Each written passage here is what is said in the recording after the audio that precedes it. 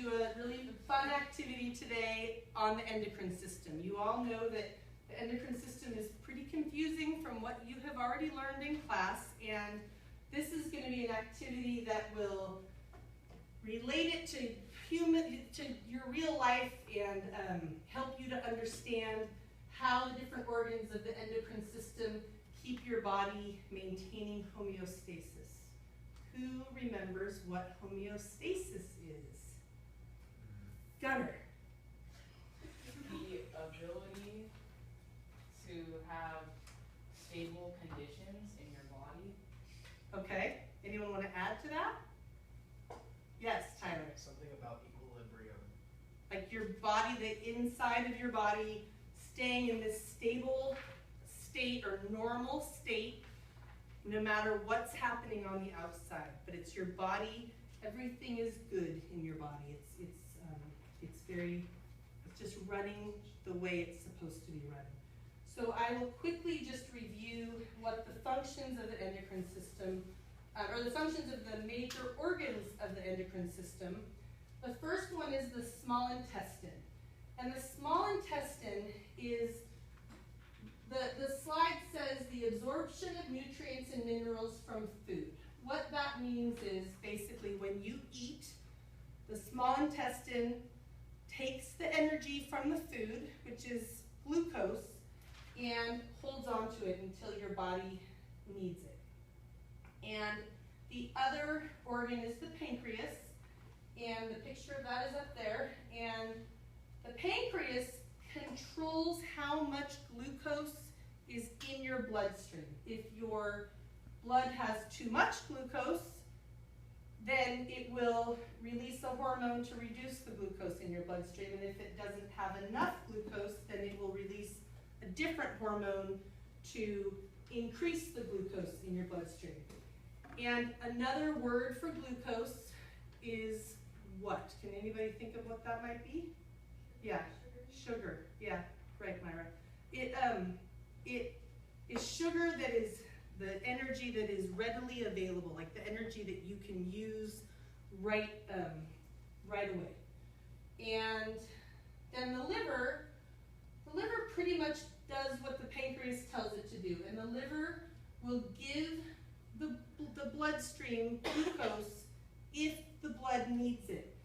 And the pancreas will tell the liver what to do. So that's it for the review, and then we'll just set up for the... All right, so we are setting up our activity with a small intestine, pancreas, liver, and body cells. And Maddie is the small intestine, and Kaylee's the pancreas, Gunnar's the liver, and Jennifer is the body cells. Body cells need glucose for energy to perform work.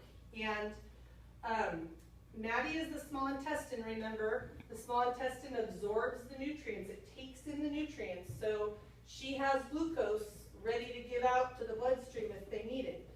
And then Kaylee is kind of the boss of all of this in the endocrine system, deciding what the bloodstream needs based on how much sugar is in their cells. Right now we're going to show you how the body maintains homeostasis.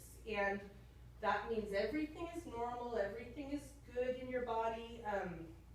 Every cell, every organ in your body is doing what it's supposed to be doing. And so the small intestine, Maddie, who has the glucose, is going to hand a glucose card to every other cell in the bloodstream. I forgot to say that besides having these organs, this is our wonderful bloodstream, and Kimmy is the start of our bloodstream, leader of the Congo line, and you don't have to, it's okay. But so when things are normal, the small intestine gives glucose to the bloodstream just at a very consistent, stable amount. I didn't say that very well. The pancreas doesn't have to do anything in this activity, in this exercise of homeostasis, because everything is good, everything's normal. And the liver just does what the pancreas tells him to do. And so if the pancreas does nothing, the liver doesn't do anything.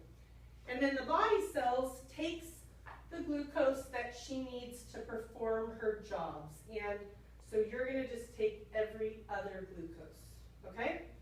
So you can turn on the tune, you can exit out of that and turn on the tunes. And then we will start. So you're every other glucose. You guys just get to kick back. And Kimmy, why don't you go around this table and then come around to Jennifer, okay? All right, go ahead.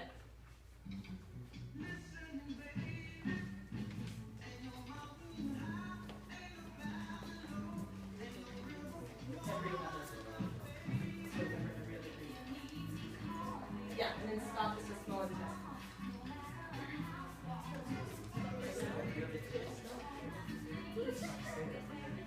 All right, you can stop the music and then find the slide. All right, so if you still have glucose, hold it up. All right, so let's just remember that. So there's 2 glucose cells in our, or molecules in our short blood. Let's take a field trip mentally in our heads to the fair.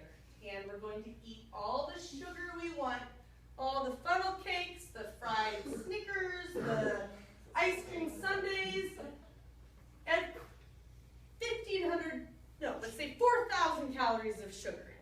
And the small intestine, who has absorbed, taken in all that sugar, which is also glucose, has all this glucose that it wants to get out of the organ. So you're now going to give glucose to every single blood cell that walks by you. The pancreas is going to say, wait a minute, there's too much sugar in my bloodstream.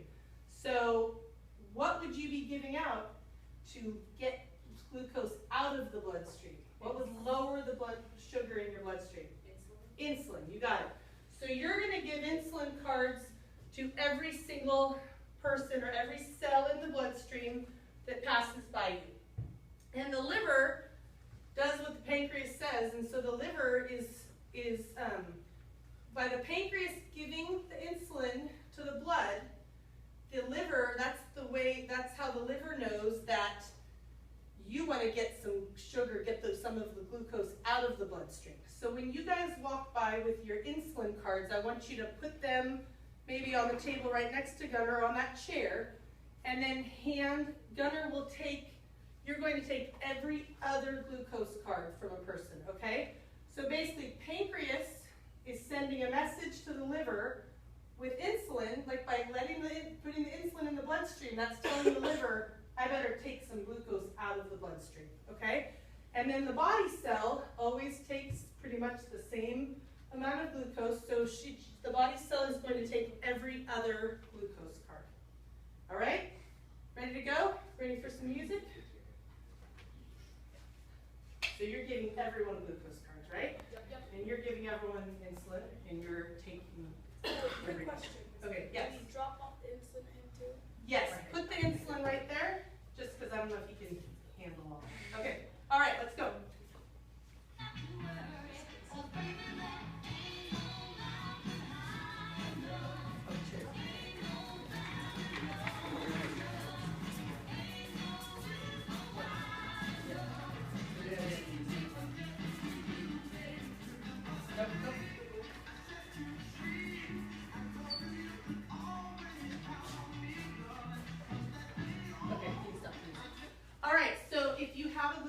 Raise it up. So even though you had all that sugar at the fair, because your body is functioning the way it's supposed to and maintaining homeostasis, you still have the same amount of glucose as we did when we were just eating normal amounts of food, okay? So let's give the insulin cards back to the pancreas, give the small intestine her glucose, and why don't, here, Nicole, would you give the small intestine the glucose also? So now,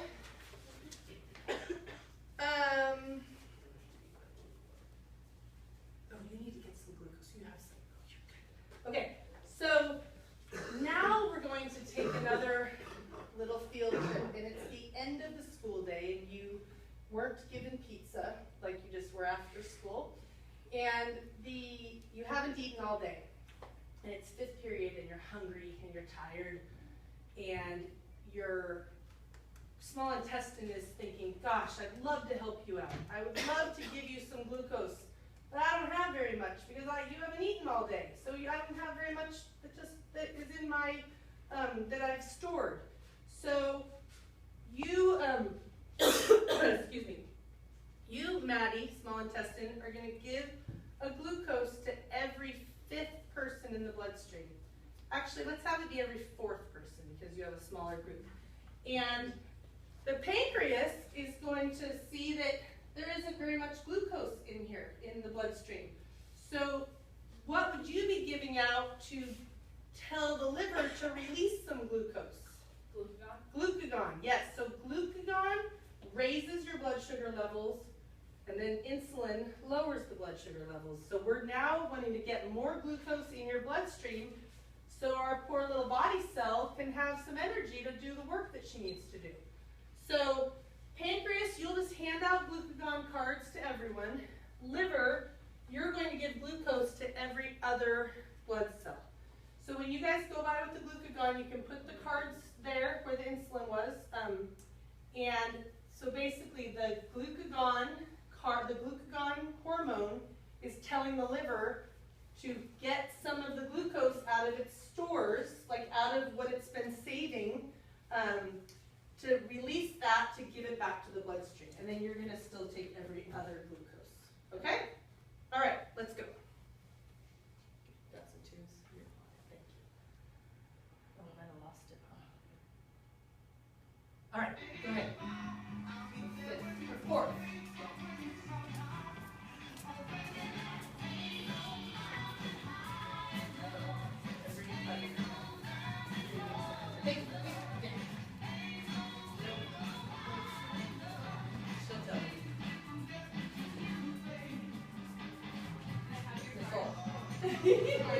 Okay. All right. All right, so if you have glucose, raise it up. So there we go. I mean, it would be, right now you have 3, you had 2 before, but again, you were really hungry, glucose level was low, but again, body is functioning the way it's supposed to, it's working how it should, so you again are maintaining homeostasis. So let's give the glucose cards back to the small intestine. And liver, why don't you give the pancreas back that stuff and the insulin and the glucagon. And while you guys are doing that, now we're going to pretend like you are taking your type 1 diabetic friend to the fair. And he is being very irresponsible and eating all those funnel cakes and churros and sundaes and fried Snickers. But his body, his pancreas, isn't working as well as someone without diabetes. So the pancreas doesn't do its job, basically. The pancreas, in someone like me who doesn't have diabetes, if I have high blood sugar, a lot of glucose in my bloodstream, it would release insulin, right, to lower my blood sugar. But the pancreas doesn't do that with someone with type 1 diabetes. So for this one, you're going to give small intestine, again, glucose to every single cell because you have a whole lot of sugar in your system.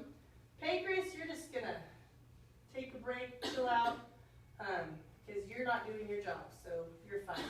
And the liver does what she says, and so he's not doing anything either. And then the body cells will still take every other glucose because you still need the same, you always will need the same amount of energy to do your work. Okay? So we can, everybody clear on their jobs? Okay, so you are now the bloodstream of someone with diabetes. Okay, go ahead, Brandon. It's every 4th, but it is every other. I remember that from last time we had a mistake. Okay, when he's ready, he's ready. Every other. No, that was a mistake. I remember that now.